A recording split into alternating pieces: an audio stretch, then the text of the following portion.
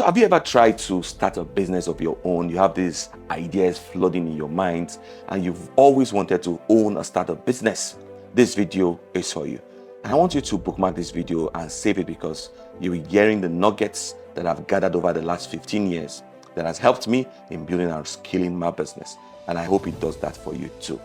So today we'll be talking about entrepreneurship. What exactly is entrepreneurship? What does it mean to be an entrepreneur? What does it mean to start a business?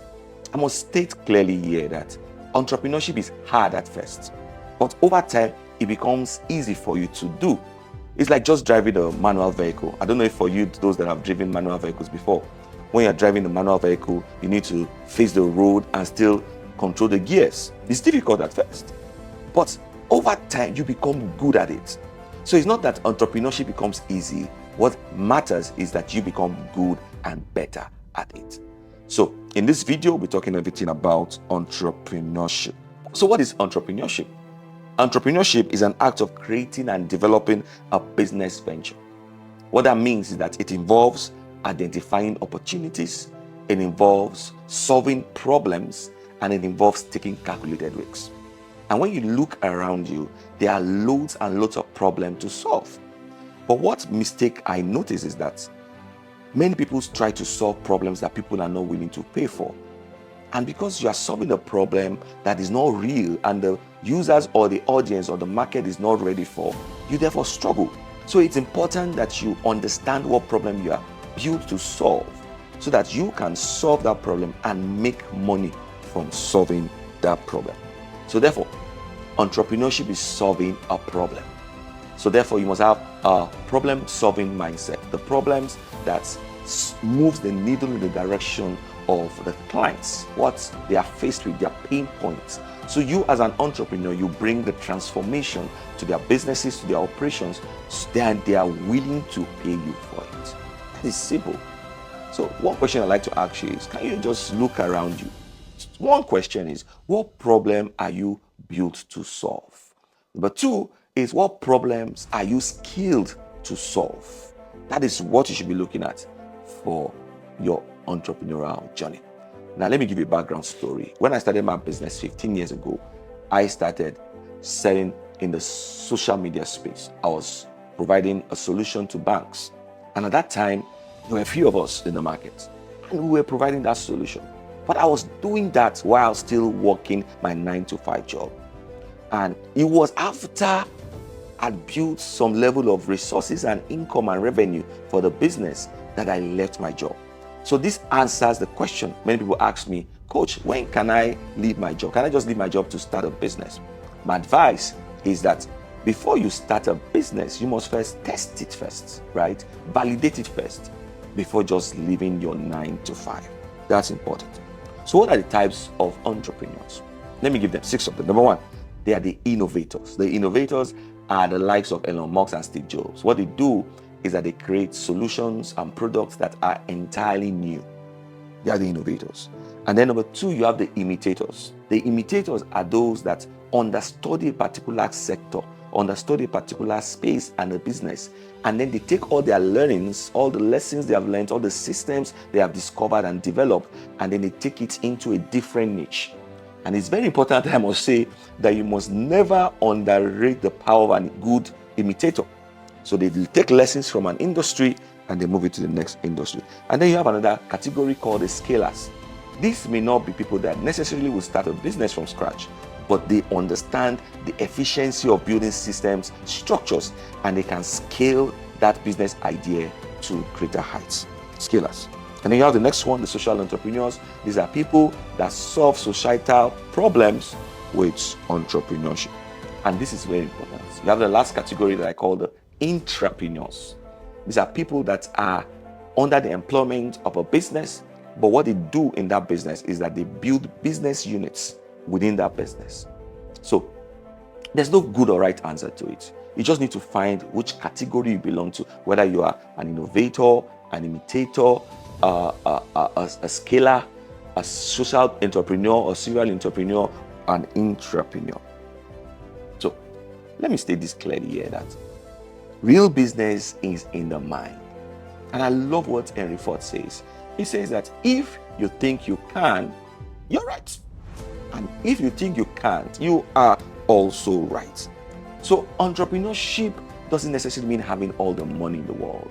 What it means is you have the right vision, you have the resilience and the grit to push through in the business space. Now, several millions of people start business every year. Over 580 million people start businesses in the world. But guess what? 90% of them fail. And this video, I don't want you to be among the 90% that fail. And that's why you must understand exactly what entrepreneurship means to you, the category you fall under, and what works for you. So 90% of them fail, not because they have poor products, but because of poor mindset and poor execution. So entrepreneurship starts in the mind. Now, we're talking about the mind again. The mind is the bedrock of everything, right? You want to build a business that will outlive you, it starts from the mind. You want to build a business that scales, it starts from the mind. You want to build a business that solves problems and gives transformation to people, it starts from the mind. So whether you think you can or you think you can't, you're right. Do you think you can? The answer is for you. I want to hear your answers in the comment section. Okay, for those that do not know me, my name is Shino Salako, and I'm an entrepreneur. I help businesses to scale, to start the right way, and I'm a leadership coach with the John Maxwell leadership team. So, what are the 5 mental traits every entrepreneur must have? What are the 5 mental traits? This is very important. And this is what you use to gauge yourself whether you are actually ready for this journey. Because entrepreneurship is not a sprint, it's a marathon. So, number 1 is vision. It's vision. And the question is, can you see what doesn't exist yet? Entrepreneurs are people who believe in the invisible. They believe in creating what is not possible. So in the midst of chaos, entrepreneurs see clarity. In the midst of challenges, entrepreneurs sees opportunity. Vision, they envisage what potentials that they carry and what problem they can solve with that potential. And then the next mental trait is courage. You see, that business that you are afraid to start could actually be the business that will change the trajectory of your life. But because you lack courage, I must say that courage is not the absence of fear. Sometimes you have to do it afraid. That is what is required as an entrepreneur. And then number 3, which is I think one of the most important mental traits, is problem solving. Problems. All essence of entrepreneurship is to solve problems. Why else will people pay you if you're not solving their problems? Why would they pay you money when you're not solving their problems? What problem does MTN solve? They solve communication problems. What problem does Flutterwave solve? They solve payment issues, Paystack problem. What problem are you built to solve? I wrote here that every naira you would ever make in business is tied to solving a problem. Every single naira or kobo you'll ever make, or from people dollars, is tied to solving a problem. So you must be a problem solver.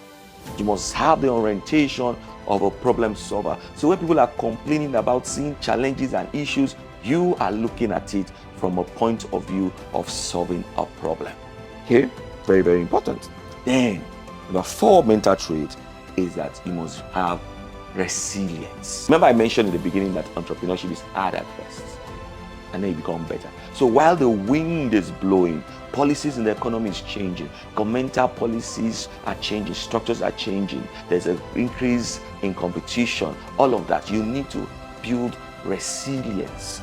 If you say you are called into entrepreneurship and you are called to be an entrepreneur to solve problems, then you must have resilience. Because the truth is that success belongs to those that stay longer. Very, very important. And then the last one is continuous learning. Continuous learning. You see, one of my coaches says to me every time, and I love what she says, that the business you're trying to build can be sabotaged by the person you refuse to develop or build. So you can disrupt or sabotage that business you're building. And John Maxwell puts it rightly. And he talks about the law of the lead. I don't know if you have read any of John Maxwell's book, The Law of the Lead. The business you want to build, assuming is at this level, right? And your leadership skill is at this level. Your business can never grow above your leadership skill. That's the law of the lead. So if you want to increase the capacity of your business and you want to scale it to this height. Increase your leadership skill and your leadership lead so that your business can grow to the level of that lead. So always remember this, the law of the lead. You are the person that will build a business, but you must continuously learn. The world is changing. AI has come to disrupt, but the truth of the matter is that AI will not replace you if you are one given to continuous learning. You must be a learner for life. Times are changing. What industry newsletters do you subscribe to? The business you want to build. Are you subscribing to any newsletter? Do you have mentors that you follow? These are key requirements and mental traits that you must possess. So John Maxwell puts it rightly. He says your business grows only to the extent that you do. You want your business to grow? Then grow. So let me give you my framework for starting a business. I call it the vision, validation, customer, cash, scale framework. And I call it from the idea to income, execution to framework. So the vision is the idea, right? That is you spotting the problem you want to solve. It could be people in your community need water and you provide that for them. It could be that people in your community need human resources management, you provide that, or social media management, you provide that. You have spotted that problem, that's the vision. But after solving that problem, before you fully turn it into a business, you must validate it. And this is where most people miss it. They don't validate their business. Oh, I heard the business that somebody says this business sells. You jump into it. Oh, I heard that if I invest 1 million into this business, I'm going to get 10 million in the next month. The question is, do you have the audience type of the person that is making money from that business? Do you have the skills that the person that is making money from that business possesses? Do you have the mental capacity that the person possesses? Do you have the uniqueness and the unique selling point that the person possesses? If you don't, you can't make the money the person makes. So you must validate the business. Before you build, sell the idea to a small group of people. And let me shock you, 42% of businesses fail because no market needs their products. So therefore, it's important that you validate. How do you validate? Ask a group of people, a survey. I'm trying to sell this product. For example, when COVID hit, we brought in thermometers from the market. And we felt that everybody needed thermometers to check their temperature. Now, that was a business that failed. Why? Because we failed to validate it. And because we failed to validate it, eventually we're giving those thermometers as gifts to people. If we had validated, we would have known that we didn't carry or have the uniqueness or the peculiarity or the audience or the market that we needed that product. So validate. This is important so that you don't fall among the 42% of businesses that fail. If you're getting value in this video, just click the like button, subscribe to my channel. I'm super excited to be giving value and to see you transform that idea to a real business. Number 3 is customers. Do you know your customers? Do you know their age, their gender, their location, their lifestyle, their pain points, their buying behavior? Do you know your customers? You can't sell to everyone. Everybody is not your market. So you must know who your customers are and know how to reach them. Very important. And then once you have gotten to that point, you must begin to create a solution that sells, that bring cash, because sales is the lifeblood of your business.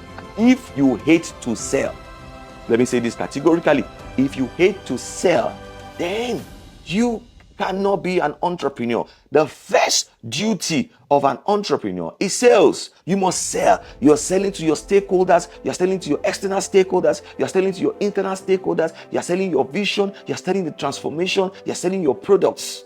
And please, you are selling, sell the transformation your solution brings. Don't sell the futures. Apple don't sell the futures. They sell the transformation. They sell the feeling that you get from using their products.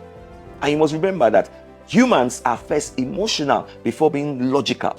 So sell, because that's the lifeblood of your business. And when you're selling, make an irresistible offer to your clients. The problem most times is not just sales, it's the fact that you don't know how to make irresistible offer that people want to pay for.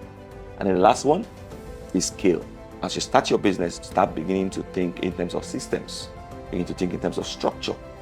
Begin to build SOPs. Build a bank account that separates from you as an individual beginning to give receipts, documentations, have a follow-up system when referrals come into your business, nurture them until you convert them, and then have a customer database. This is very important because I want you to move from hustle to building a business that scales. Now, I love this quote by Michael Gabler says, if your business depends on you, you don't own a business, you own a job. So the idea at this point, even after you are like the only one that does everything in the business, is for you to scale so that the business can breathe off you, so that you can have the opportunity to work on the business, not in the business. So somebody can take up your SOP and deliver the same thing you would deliver on your own, as though you were there. It's important to start thinking in that direction. So if you're getting value from this video, why don't you hit the subscribe button? And if you want to join my Vision to Venture course that I did to help you start and grow well, it's an intense module and workshop recorded just for you. Why don't you click on the link below to join that course? Now, if you've gotten any value from this video, why don't you hit me up, ask questions in the comment section, and I'll be so glad to return back and answer those questions. Thank you for joining me in this video. See you at the top.